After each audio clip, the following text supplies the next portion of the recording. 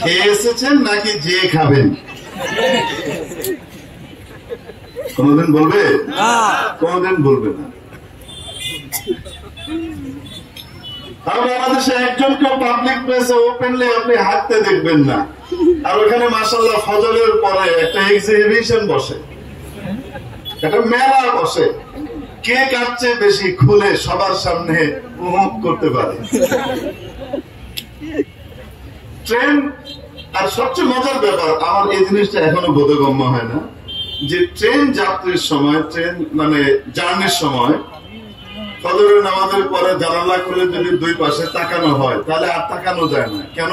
ট্রেনের লাইনের পাশে দুই পাশে আরো দুইটা লাইন বসেছে, মানব লাইন। এনারা শৌচকর্ম সম্পাদন করছেন।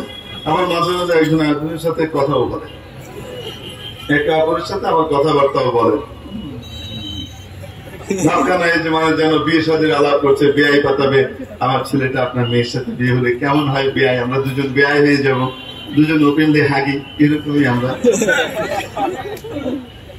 টাইপের।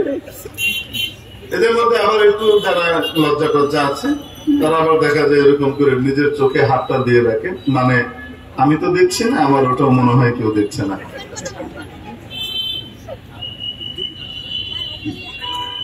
আলহামদুলিল্লাহ, আমরা শুকর আদায় করে বলতে পারি আমাদের ওদের মতো অত টাকা নাই, রাষ্ট্রীয় ভাবে অত সামরিক ক্ষমতা নাই, এত কিছু নাই, কিন্তু এখনো পর্যন্ত আমাদের মধ্যে ভদ্রতা, সভ্যতা ওদের চেয়ে আল্লাহর রহমতে এখনো বেশি আছে। আমরা এটা নিয়ে গর্ব করতেই পারি আলহামদুলিল্লাহ। কি বলেন আপনারা? দাও, যদি বাথরুম না থাকে আর খোলা ময়দানে যেতেই হয় তাহলে কমপক্ষে যেন রেল লাইনের পাশে না বসে, অন্য জায়গায় যেন বসে। এটা এখন